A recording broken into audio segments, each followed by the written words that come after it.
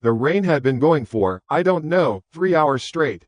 Maybe more. It was the kind of steady, relentless November rain that sinks into the bones of a city and reminds you you're alone.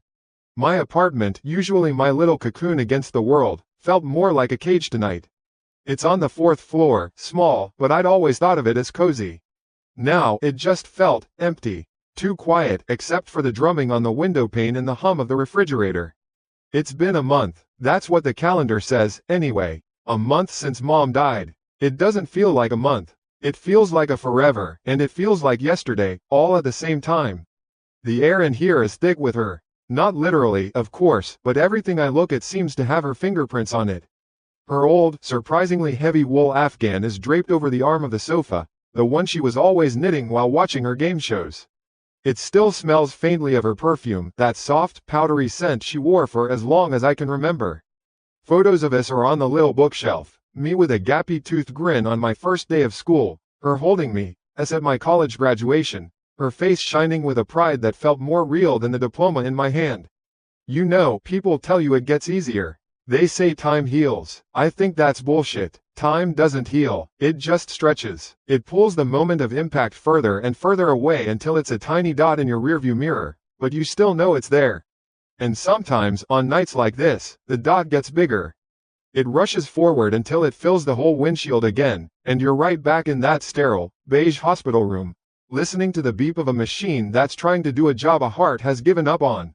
I was doing what I always do on these nights, trying to numb the part of my brain that was replaying that hospital scene. I was on my phone, scrolling through old pictures. The good ones, a trip to the Grand Canyon a few years back, Mom wearing a ridiculous sun hat and grinning like a lunatic. A blurry Christmas photo where we both have red wine teeth. It's a sad kind of comfort, like picking at a scab. It hurts, but you can't stop. My thumb was hovering over a video of her birthday 2 years ago. She was trying to blow out a trick candle that kept relighting, and her laughter was so loud, so full. I was about to press play, just to hear it one more time. And that's when the screen changed. It flashed to life, a bright white that blinded me for a second. The familiar incoming call screen. My phone started buzzing against my palm, a frantic, angry vibration. And the name on the display made my heart stop. I mean, literally, it just seized up in my chest, a painful, frozen knot. It said, Mom. I just stared at it. The word, clear as day. The photo I'd assigned to her contact, that Grand Canyon picture with the silly hat, was right there. The phone kept buzzing, vibrating on and on, a snake coiling in my hand. My first thought, the logical one, was that this was impossible. Of course it was. Mom's phone was in a box in my closet, deactivated a week after the funeral. I did it myself. I sat on the phone with the service provider for 20 minutes, my voice cracking as I explained that the owner of the account was deceased. This had to be a bug, a glitch in the system, or a hack, a tasteless, cruel, sick joke. Who would do that? My mind raced through a list of people, but it made no sense. This wasn't a prank you pull. The phone kept ringing, the buzzing was starting to sound like a scream. My thumb hovered over the red decline button. I should hang up. I should block the number, throw the phone across the room. It was the only sane thing to do. It was poison, a lie dressed up in the most sacred name I knew. But I didn't, because another part of me, a tiny, desperate, stupid little part that I didn't even know existed, was whispering. It was a child's voice in the back of my head. What if? What if all of it, the doctors, the hospital, the funeral, the suffocating grief, was the mistake? What if this was reality? It was the most insane thought I've ever had. But grief makes you insane. It breaks all the rules of logic. My hand was shaking so badly I almost dropped the phone. With a jerky, involuntary movement, my thumb slid across the screen and hit the green video call icon. I accepted the call. The screen went black for a half second, then flickered. The connection stabilized, and there she was. It was my mother, but not the mother I remembered from the end. Not the frail, tired woman lost in a hospital bed, her skin pale and thin as parchment. This was Mom from 5, maybe 10 years ago. Her hair was its familiar warm brown, cut in that slightly messy bob she loved. Her face was full and healthy, with color in her cheeks. She was wearing a simple blue sweater I'd never seen before, and she was smiling. A wide, beautiful, radiant smile. All her teeth, Her eyes were bright, sparkling, the way they did when she was about to tell a good story. Behind her, the background was blurry. It looked soft, like an out-of-focus painting of a sunny field with lots of green and gold light. It didn't look like any real place. My own mouth was hanging open. I couldn't form a word. All I could manage was this weird, choked little sound, like a mouse being stepped on. I think my brain just short-circuited. I was seeing the impossible, and every circuit breaker I had just tripped at once. Then she spoke, and the sound that came out of my phone's tiny speaker almost broke me. "Clara, honey, it's me." It was her voice. It had the right pitch, the right cadence, the warm, slightly husky tone that could soothe any panic I ever had as a kid. It was the voice that read me bedtime stories and the voice that scolded me for tracking mud in the house.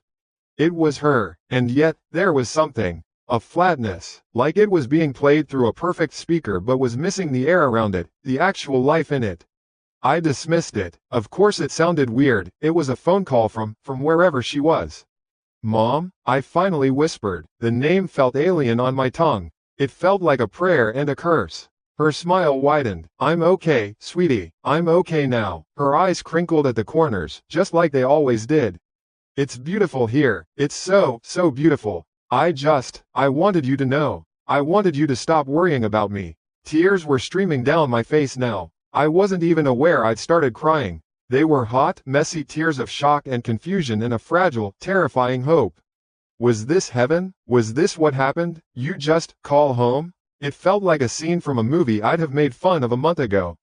But now, it was my life. I was talking to my dead mother. She was telling me she was okay. Where are you?" I stammered, my voice thick. "Oh, honey, it's hard to explain," she said, her expression full of gentle patience. "But it's peaceful. There's no more pain. You just need to know that I'm alright. I love you so much." "I love you too, Mom," I sobbed, clutching the phone like it was a lifeline. "I miss you so much." "I know, sweetie, I miss you too." She was still smiling that perfect, serene smile. It was all I could focus on, her face, her eyes, the miracle of it. I was so lost in her that I barely registered the world around me. The rain outside, the cold room, my own shaking body. It all faded away. There was only her face on my screen. And that's when my eyes drifted, just for a second. They moved past her shoulder, to the blurry, watercolor background behind her. That soft, out-of-focus paradise. And I saw it. It wasn't clear. It was more like a shape, a smudge in the celestial light. A silhouette of a person, standing just far enough back to be a suggestion, not a detail. A patch of deeper darkness in the warm gold. I squinted. I probably wouldn't have thought anything of it. Maybe it was an angel or another soul, or just a trick of the light in this place. My gaze started to return to my mother's reassuring face. But then the silhouette moved. It was a small movement. Slow, deliberate. A hand came up, and a single finger, a dark, vertical line against the ethereal blur, drew a sharp, unmistakable line across its own throat.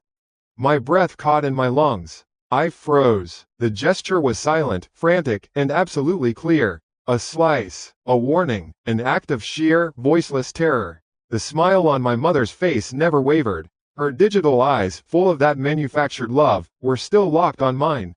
She was still talking, her voice a soothing balm of lies. "Everything is going to be fine, Clara. You just have to trust me." But behind her, in that beautiful, peaceful place, someone was screaming without making a sound. And they were screaming at me. My brain did a thing it does when it gets hit with two completely contradictory pieces of information at once. It just stopped. It was like a computer trying to run two programs that cancel each other out. On one side of the screen, my mother, healthy and beautiful and telling me she loved me. On the other, that dark shape, that frantic, desperate gesture.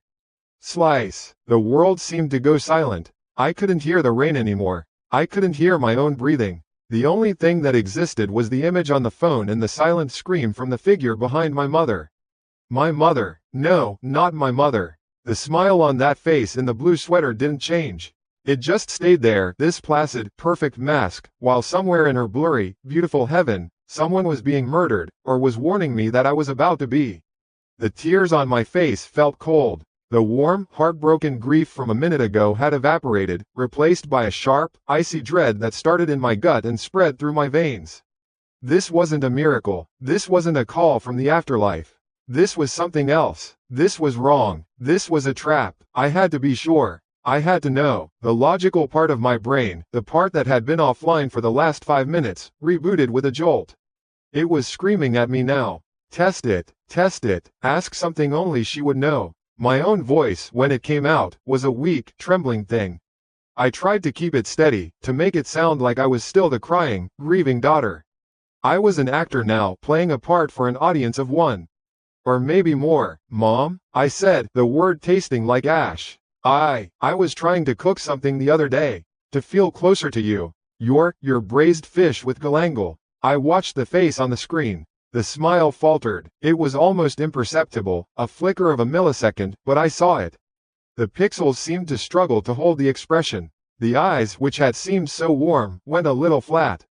It was the look of a computer program getting a query it doesn't have a preloaded answer for.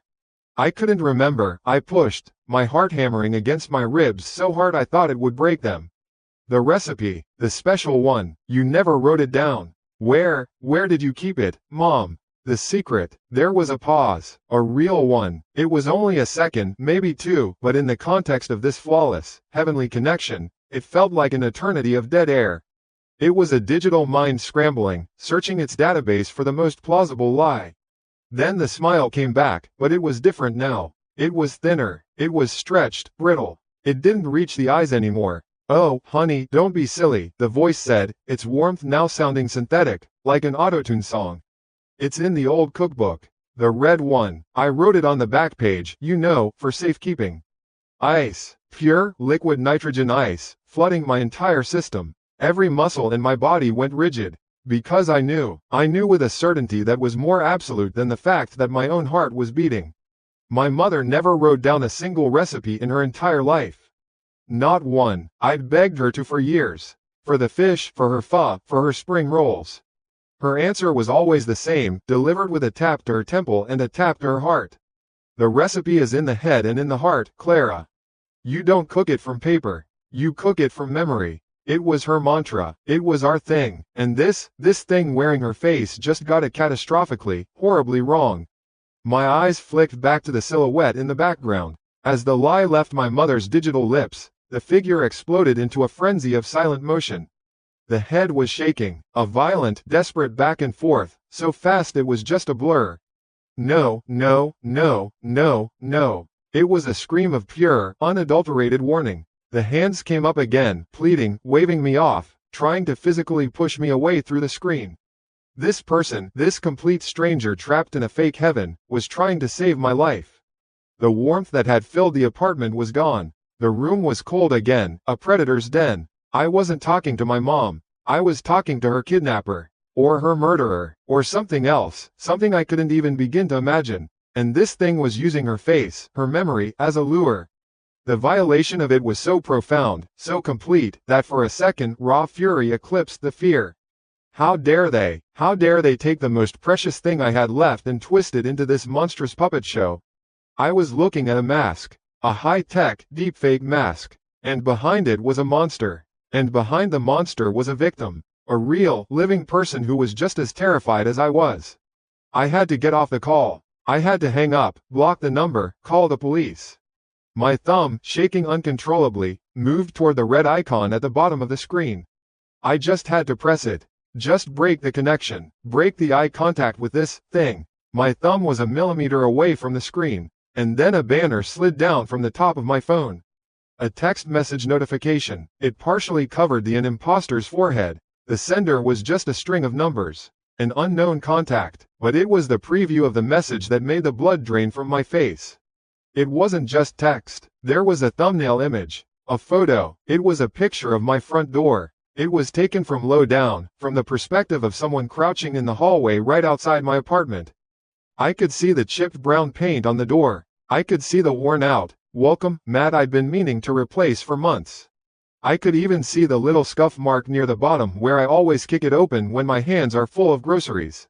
It wasn't an old photo. It was a photo of my door, right now, in this moment. Someone was out there. Someone was standing right there in the empty, silent fourth-floor hallway. And then I read the line of text underneath the picture. Your mom has missed you. Don't disappoint her. The whole world tilted on its axis. The threat wasn't in some blurry, fake heaven anymore. It wasn't just a voice on the phone. It was outside. It was 3 inches of wood and a cheap lock away from me. My throat closed up. I couldn't breathe. My gaze snapped from the text message back to the face on the screen. The serene, loving mask was gone. The slight glitch, the uncanny valley effect, it was all gone.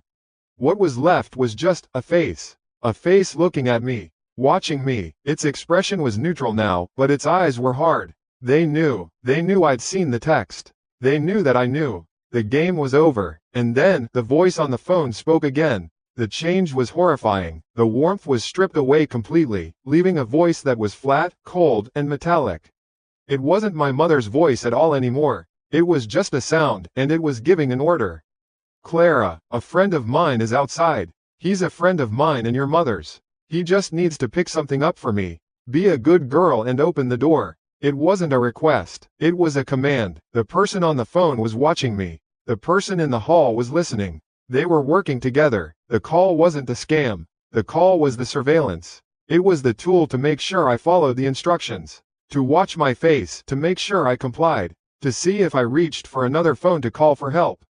I was in a box. A trap made of my own grief, my own memories, and my own apartment. I stared at the phone, at the face of the woman who wasn't my mother, at the cold, dead eyes of the thing that was telling me to open my door to the person who was waiting to hurt me.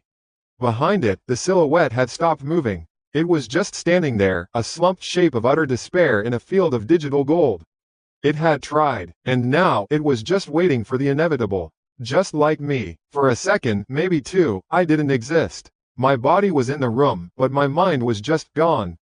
It was like the circuits had overloaded and the whole system just did an emergency shutdown. There was the voice, the command, and there was the picture of my door, and my brain simply refused to connect them into a single, cohesive reality. It couldn't. To accept it was to accept that the monster wasn't in a story, wasn't on a screen. It was breathing the same hallway air I was. And then the voice on the phone spoke again. Clara, open the door. The change was absolute. All the warmth, all the synthesized, deep-faked affection was stripped away. It was gone. The voice that came out of my phone speaker was flat. It was metallic and genderless and utterly devoid of any emotion. It wasn't my mother's voice anymore. It wasn't even pretending. It was just a sound, a tool, and it was giving me an order. That's what finally rebooted my system. That cold, dead tone. I looked down at the phone. The face was still there, the image of my mother in her favorite blue sweater.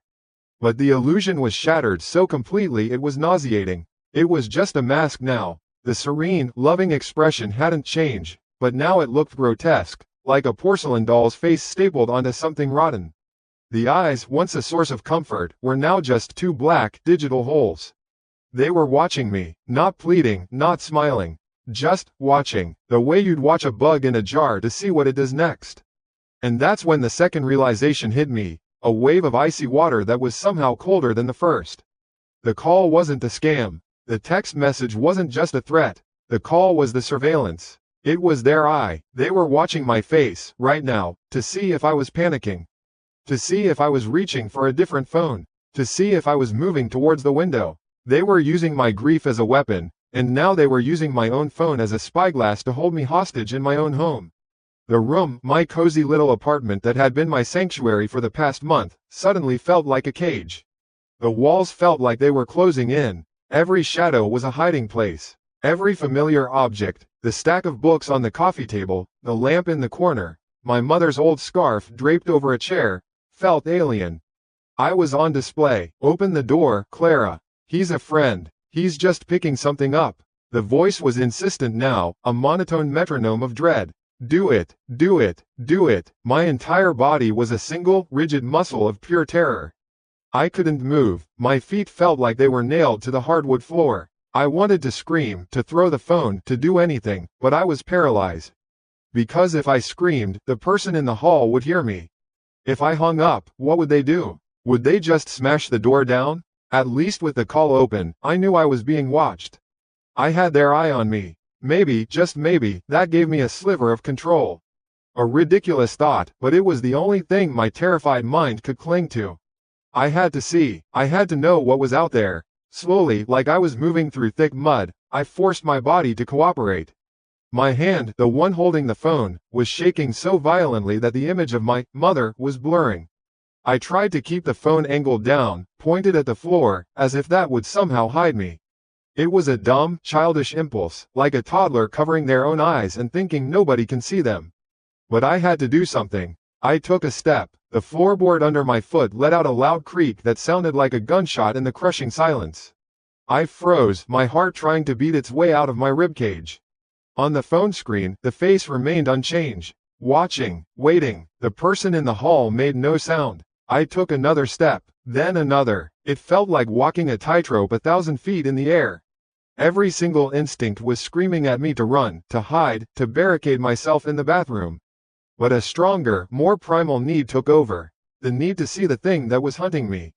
I had to look through the peephole. The journey from the middle of my living room to the front door, a trip that normally took about 5 seconds, felt like it took 5 years. My own breath was a traitor, loud and ragged in my ears. I was sure they could hear it through the phone. I was sure the person outside could hear it through the wood of the door. Finally, I reached it. My back was pressed flat against the wall next to the doorframe. I was out of the direct line of sight of the peephole, trying to gather the courage to look. The phone was still in my hand, a cold, heavy weight.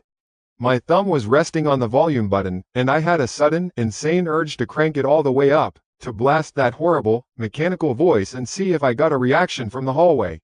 I bit my lip to stop myself. Don't be stupid, Clara. Don't provoke them. I leaned my head forward, slowly, an inch at a time. The cold metal of the peephole kissed my skin. I closed my other eye, took a breath that did nothing to calm me, and looked. The world warped into a fisheye lens of my own hallway. The faded, patterned carpet. The door to my neighbor Mrs. Gable's apartment directly across. The dim, yellow-orange glow of the overhead light fixture that was always flickering. And nothing. The hallway was empty. Completely, utterly empty. For a heartbeat, a wild, stupid surge of relief washed over me. It was a trick, a sick joke. They weren't really there. The photo was faked, or old, or... No. The logical part of my brain slammed the door on that hope. The photo showed the scuff mark from my boot from last Tuesday. The light outside was the exact same sickly yellow as the light in the peephole. They were here. They had to be. Maybe they were flattened against the wall, right below the peephole's line of sight. Maybe they were just around the corner by the elevators, waiting. The emptiness was worse than seeing someone. The emptiness meant they were smart. They were hiding. They were waiting for me to do exactly what they said. I stayed there, eye pressed to the glass, for what felt like an eternity. Just watching an empty, silent hallway. My own reflection was a distorted ghost in the lens. On the phone, the monotonous voice broke the silence again, colder this time, if that was even possible. We know you're at the door, Clara. We see you. Open it now. Don't make this difficult. My blood went cold. They knew. Of course they knew. They probably saw the angle of the phone change, saw my arm extend. I was a fish in a barrel. And that's when I heard it. It wasn't a knock. It wasn't a voice. It was a sound so small, so intimate, that it was 1,000 times more terrifying than a shout. Click. It was a soft, metallic sound from right in front of my face. The sound of something being gently inserted into the lock on my door. My heart didn't just drop, it evaporated. I stopped breathing. My eye was still glued to the peephole, staring at the empty hall, but the threat was no longer a mystery. It was right there. It was in the lock. Then came a second sound. A scraping, the faint, grating noise of metal probing metal. Someone was picking my lock. Or trying to. I pulled my head back from the door as if I'd been burned. I stared at the doorknob, at the deadbolt above it. This couldn't be happening. This was my apartment. This was my home. I looked down at the phone in my hand. The placid face of my deepfake mother stared back, a silent accomplice to the violation that was happening just inches from me.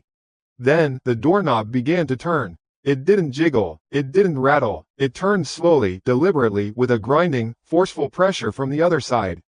A deep, groaning sound came from the mechanism as the cheap metal inside fought against the force. The little brass spindle in the center of the knob rotated, slow and steady. It was a movement of absolute certainty. The person on the other side wasn't trying to see if it was open. They were twisting it with the intent to break it, to force their way in. They were done waiting. The game was over. The grinding sound from the doorknob stopped. Just like that, one moment it was the only sound in the universe, a slow, tortuous metallic groan that promised a violent end to my world. The next, there was only the sound of my own blood roaring in my ears. I stared at the knob, unmoving now, and the silence that followed was somehow worse. It was the silence of a predator that had finished testing the fence and was now deciding how to tear it down. My entire body was one rigid line of tension. I couldn't breathe. I couldn't think. I was just an animal, frozen in the headlights. The phone in my hand felt impossibly heavy, a cold, dead weight pulling me down. On its screen, the face of my mother, my fake mother, watched with that same placid, serene smile. She was a silent spectator to my home invasion, a willing accomplice. Then came the new sound. It wasn't a grinding, it wasn't a jimmying or a scraping. It was a single, hard, flat knock. Thump. It wasn't a question. It wasn't a, "Hello, is anybody home?" It was a command. It was the sound of a fist hitting wood with absolute confidence. It reverberated through the door, through the floor, and up into the bones of my feet. I flinched so hard I almost dropped the phone. I finally took a step back. Then another. My bare feet made no sound on the hardwood, but it felt like I was wading through cement. My retreat was slow, clumsy, a desperate attempt to put distance between myself and that solid piece of wood that no longer felt like a barrier but like a flimsy piece of cardboard. I kept the phone angled towards me, my eyes locked on the screen even as I backed away towards the center of the living room. It was sick, I know, but I couldn't look away. And as I watched, something changed. The serene expression on the face didn't change, but the lips began to move. There was no sound coming from the phone speaker, none at all, but they were forming words. Slow, deliberate, silent words. A horrible, soundless pantomime. Open the door. My stomach turned. It was a grotesque puppet show. The thing on the screen was no longer just a static image being used as a mask. It was actively participating. It was urging me. It was part of the siege. Thump, thump. 2 more knocks. Harder this time, more insistent. A wave of pure, unadulterated panic finally washed over me, breaking through the paralysis. I needed to do something. Call the police. That was it. That's what a normal person does. My free hand fumbled for the pocket of my jeans, for my wallet, for something, anything, before I remembered my other phone was charging on the kitchen counter. Miles away, but even as the thought formed, another, colder one slammed it into oblivion. The phone in my hand, the one with my mother's face on it, the video call. They could hear me. It wasn't just an eye, it was an ear. It was an open microphone broadcasting every sound in my apartment directly to them. If I so much as whispered the word, "help," they would hear it. If I tried to dial 911 on another phone, they would hear my voice, they would hear the beeps of the keypad. They wouldn't wait for the police to arrive. They would just come through the door. They had planned for this. They had thought of it. They had turned my one lifeline, my ability to cry for help, into the very tool of my imprisonment. I was silenced. I was completely and utterly silenced. My back hit the bookshelf on the far wall. I'd run out of room. I slid down, my legs giving out, until I was sitting on the floor, my sanctuary now reduced to a 10 by 10 foot cage. The pounding on the door started in earnest now. It wasn't just knocking anymore. It was a rhythmic, furious assault. Boom, boom, boom. The sound was an earthquake. The cheap, hollow core door shuddered in its frame. A small picture frame hanging on the adjacent wall rattled and fell to the floor with a soft clatter. They were done playing. They were done waiting. They were coming in. My mind was a screaming chaos. I was trapped. There was no way to call for help. No way to signal anyone. I was going to die here, in my living room, while the digital ghost of my dead mother watched it happen with a peaceful smile. My eyes darted wildly around the room, a panicked animal looking for a hole in the trap. The window to the balcony? No, it had a child-proof lock my brother had installed. It would take too long to undo. The kitchen? A few knives, but what good would that do? They were on the other side of a door they were about to splinter into pieces. I was a fish in a barrel. And then my gaze fell, really fell, on the object in my hand. The phone, the source of it all. The eye, the ear, the enemy. It was still broadcasting its silent, ghoulish message. Open the door. Its screen was the only significant light in the dim room, casting a pale, sickly glow on my trembling hands. It was their connection to me. It was their control, and a thought, a wild, insane, desperate spark, ignited in the darkness of my mind. It wasn't a plan, it was pure, frantic instinct. A cornered animal deciding to bite. What if I could blind them? What if, just for a second, I could sever their connection? Take away their eye? What would they do then? They would be in the dark as much as I was. It was a gamble, a crazy one. They could just break the door down anyway. But right now, they knew I was here. They knew I was terrified. They were watching me cower. The bluff was my only move. I had to make them think I was complying. I had to buy myself seconds. Boom, boom, boom. A crack appeared in the white paint near the doorknob. The wood groaned, a sound like it was in pain. It wouldn't hold for much longer. It was now or never. I took a deep, ragged breath that felt like I was inhaling fire. I pushed myself up onto my knees, raising the phone in front of my face like a twisted offering. I looked directly into the camera, directly into the serene, deep-faked eyes of my mother. And I used the only weapon they had left me, my voice. I screamed at the phone. Not a scream of terror. A scream of performance. A scream born of absolute, final act desperation. I'm coming. My voice was raw, cracking with a panic that I didn't have to fake. The door is stuck. Just hang on. For a split second, I saw my own terrified face reflected in the screen. Behind it, my mother's face remained unchanged. The puppet master on the other end had heard me. The bluff was on the table. And without another thought, I acted. My arm drew back, a single, fluid motion powered by every ounce of adrenaline in my body.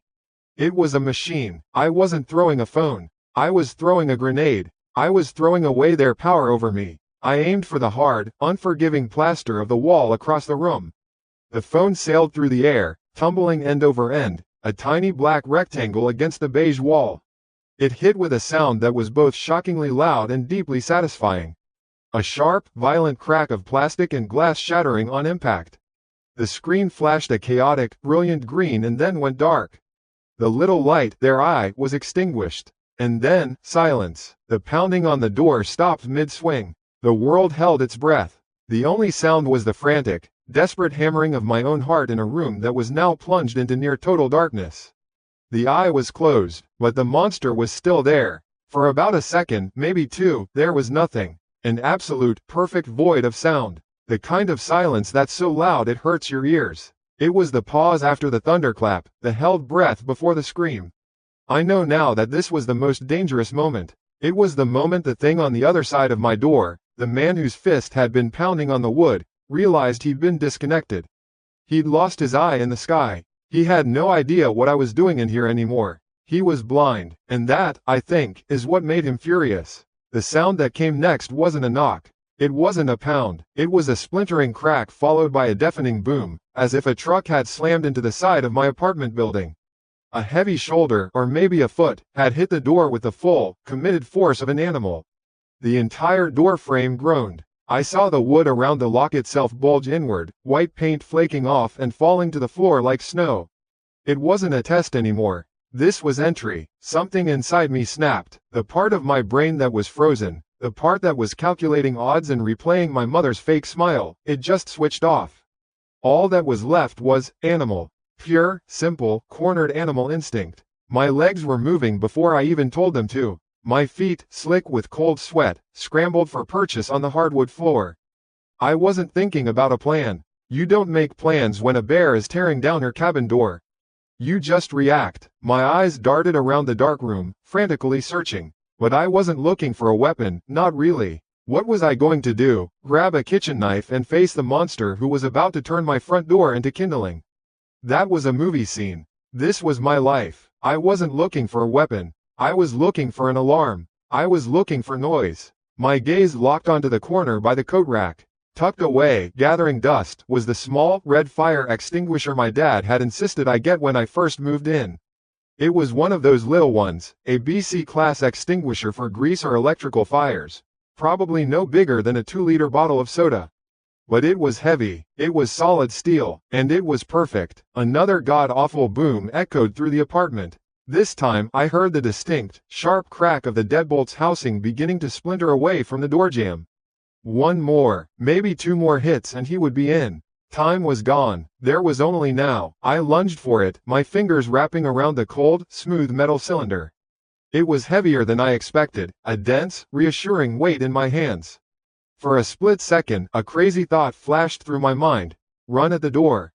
Use this thing like a battering ram, hit him back when he comes through. But I just knew, that would be suicide. He was bigger, stronger. He was coming through that door with a rage I couldn't possibly match. Fighting him wasn't the answer. Screaming was, but not just screaming into the room. Not just a scream he could hear, a scream that would confirm I was here and terrified. I had to scream for everyone. The whole building, the whole block. I had to make a noise so loud, so undeniably wrong, that it couldn't be ignored. My bluff about the door being stuck had bought me maybe 10 seconds. Now I had to cash them in. Ignoring the terrifying rhythm of destruction at my back, boom, crack, boom, I spun around and ran. I didn't run towards the kitchen, or the bedroom to hide. I ran the other way, towards the living room's sliding glass door that led to my tiny fourth-floor balcony. It faced the inner courtyard of the apartment complex. It was a glass echo chamber. My hands fumbled with the lock. It was a flimsy latch, not the childproof one my brother had wanted to install. Thank God, it slid open with a cheap, metallic click. I didn't slide the door open. There was no time. I was still clutching the fire extinguisher with both hands, my knuckles white. I took one step back to get a little bit of a swing. I could see my own reflection in the glass. A wide-eyed, pale, terrified ghost staring back at me from the darkness. Behind that ghost, I could almost picture the real threat, the splintering wood, the approaching violence.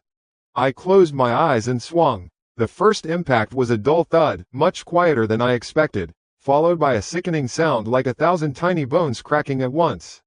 The glass didn't shatter, it just spider-webbed, a beautiful, horrifying latticework of fractures spreading out from the point of impact. For a heart-stopping moment, I thought, it didn't work. It's tempered glass. I'm trapped. The man at the door let out a roar of frustration. It was the first time I'd heard his voice, a guttural, inhuman sound of pure rage. It was followed by the loudest crash yet, the sound of the lock finally giving way completely. I didn't have another second. With a sob of desperation, I drew back the extinguisher again, putting every ounce of my terror, my grief for my real mother, and my will to live into the next swing. I aimed for the center of the spiderweb. The result was an explosion of sound. It wasn't a tinkling of glass. It was a catastrophic, deafening roar as the entire pane of glass disintegrated. It cascaded outwards onto the concrete balcony in a waterfall of sharp, glittering cubes and shards. The sound was immense, a car crash happening in my living room, amplified by the enclosed space of the courtyard. A rush of cold, wet night air carrying the smell of rain and asphalt blasted into the room, whipping my hair across my face. Tiny, stinging cuts opened up on my cheeks and hands, but I barely felt them. I didn't stop. I stepped through the empty frame, my bare feet crunching on the shattered glass of the balcony, and I screamed. It wasn't a scream like in the movies. It was an ugly, ragged, tearing sound that clawed its way out of my lungs. It was all the horror and panic I'd been holding back, weaponized into pure noise. Help! Someone, help me! He's breaking in! 14C! Help! I screamed it over and over, my voice cracking, my throat on fire. I didn't look back into my apartment. I couldn't. I just stared across the courtyard at the dark windows of the opposite building, praying. And then, a miracle. A yellow light flicked on in a window directly across from me. A silhouette appeared, then another light, on the floor below. I heard a window slide open with a screech. Hey, what the hell is going on over there? A man's voice shouted, cutting through the night. The shout was a lifeline. It was proof. I wasn't alone anymore, and just as that man's voice reached me, the noise from inside my apartment stopped. The violent, crashing sound of a man trying to get through my now broken door just ceased. In its place, I heard something new. The frantic, heavy thud of footsteps. Not coming towards me. They were running away, rapid, pounding steps down the carpeted hallway, heading away from my unit, towards the red exit sign that marked the stairwell at the end of the hall.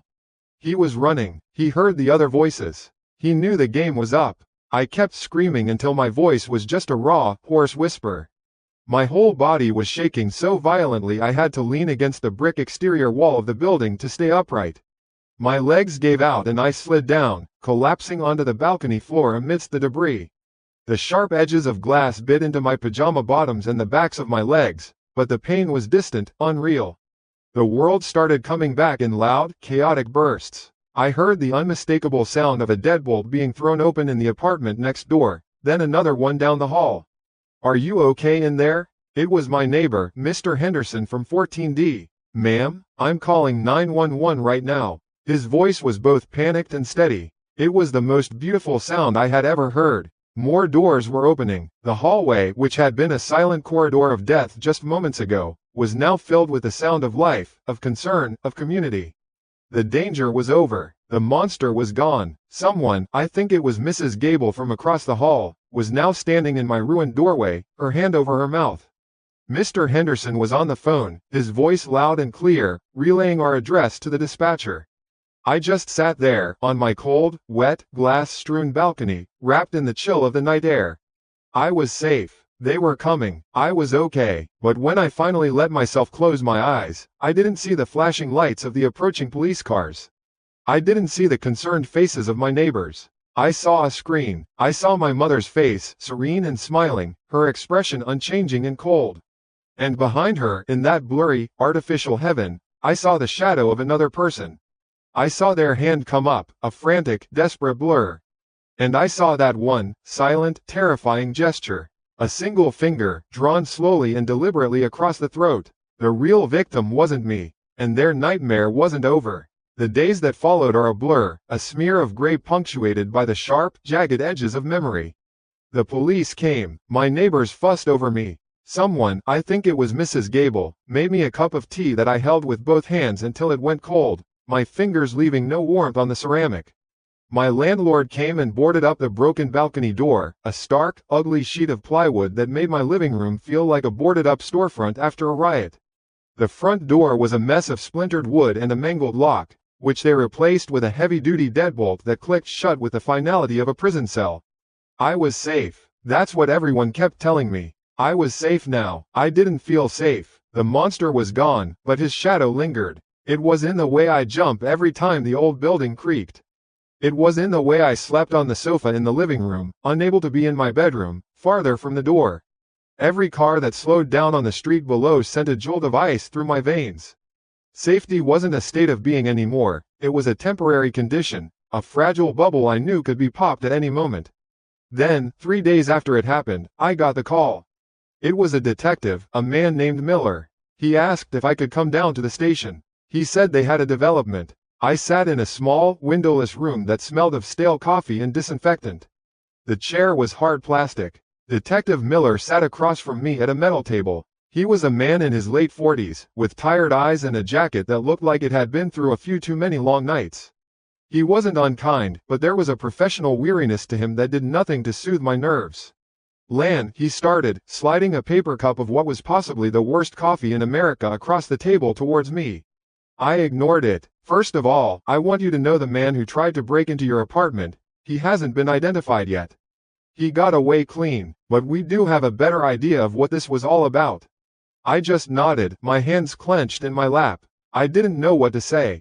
"This wasn't random," he continued, leaning forward slightly. "You weren't just the victim of a standard home invasion. You were targeted. The people who did this, they're a crew. They're organized." My brow furrowed. "A crew? For what? My laptop and a TV? I don't have anything valuable. Not that kind of valuable." He paused, and his tired eyes met mine. "Lan, they specialize in a particular kind of cruelty. They scour obituaries, social media, they look for families who are well off, but more importantly, families who have recently lost someone.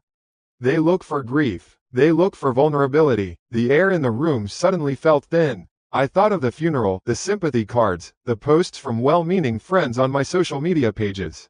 A digital breadcrumb trail leading right to my door. "We raided a storage unit connected to a suspect in a separate fraud case," Miller said, his voice low and steady.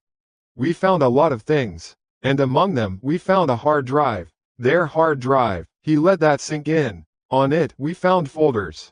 Dozens of them, each one named after a recently deceased person. And we found a folder with your mother's name on it, Han Nguyen."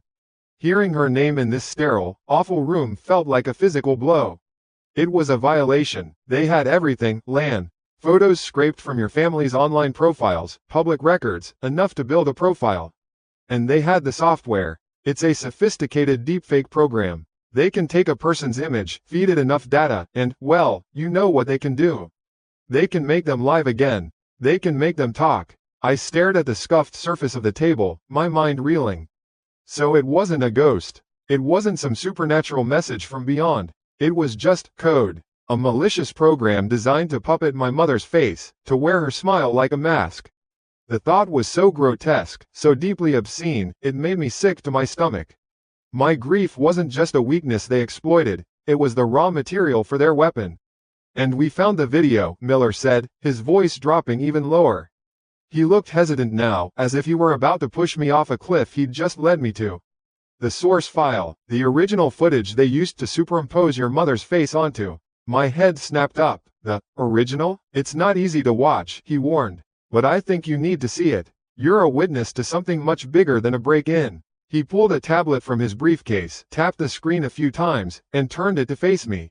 He didn't press play, he just waited. I nodded, a jerky, almost involuntary motion. He pressed the screen. The video that appeared was grainy, lit by a single, harsh, bare bulb from above. The setting was a filthy concrete room. There were dark, unidentifiable stains on the walls. Bolted to the floor was a simple wooden chair, and in the chair, there was a woman. She was not my mother. She was a stranger, maybe in her early 50s, with graying hair matted to her scalp. She was terribly thin, her cheekbones sharp and pronounced under pale, sallow skin. Her clothes, a simple blouse and slacks, were dirty and hung loosely on her frail frame. Her wrists were bound to the arms of the chair with what looked like zip ties. But it was her eyes that seized my attention. They were wide, dark pools of a terror so profound and so old, it seemed to have hollowed her out from the inside. This wasn't the fresh, sharp panic I had felt. This was the dull, exhausted dread of someone who had been living in a nightmare for a very, very long time. A voice from off-camera, rough and impatient, barked a command in a language I didn't recognize. The woman flinched. Then, she looked directly into the camera. She took a breath, a shaky, rattling thing. And she began to speak. "Lan, my daughter, it's me. I'm okay." The voice. It was hers. The words were the ones that had frozen my heart, but the voice was thin, reedy, and trembling with a strain I couldn't have imagined. Every word was an effort. The off-camera voice corrected her pronunciation of my name, and she repeated it, her own name a foreign sound in her mouth. She tried to smile, a pathetic, horrifying twitch of her lips that didn't reach her dead eyes. "This place is so beautiful," she whispered, her gaze flicking nervously to something out of frame. "Don't you worry about me." I felt the breath leave my body in a silent rush. It was her. The background wasn't a blurry, heavenly paradise. It was a damp, concrete wall. The glow wasn't ethereal, it was a single, bare light bulb. And the shadow behind her, wasn't a shadow at all. As she spoke the line about not worrying, I saw it. Just for a second. Her right hand, the one a little farther from the camera's main focus, moved. Her fingers, thin and pale, lifted just slightly from the armrest. It wasn't the full gesture I had seen through the deepfake filter.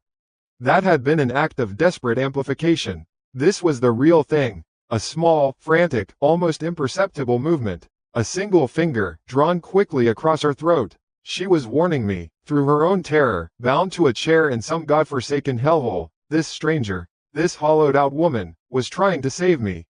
The thought crashed into me with the force of a physical impact. The air in the interview room felt thick as water, and I couldn't draw it in. Miller quickly turned the tablet off, the screen going black. "That's enough." I just stared at the blank screen, at my own pale reflection. I saw my wide eyes. I saw my mouth, slightly agape. I saw a ghost. "Who is she?" I finally managed to whisper, my voice a dry rasp. Detective Miller sighed. It was a sound that carried the weight of 100 bad stories. "Her name is Elena Vance. She's a real estate agent from a city 2 states over. She was reported missing 6 weeks ago, kidnapped from an open house she was showing. We think this crew uses her, and possibly others, to be the voice actors for their scams. They force them to read the lines." The pieces clicked into place, forming a picture of such profound evil that my mind struggled to comprehend it. This wasn't just about money. It was about torture. It was about a level of cruelty that was almost abstract in its depravity. My aborted home invasion wasn't the main event. It was a side plot in someone else's horror story. A story that was still going on. "The man at your door," Myler said, bringing me back to the cold room. "He got spooked. Your neighbors, the broken glass, he ran. We think he was just the muscle. The one they send in when the scam fails and they decide to switch to robbery.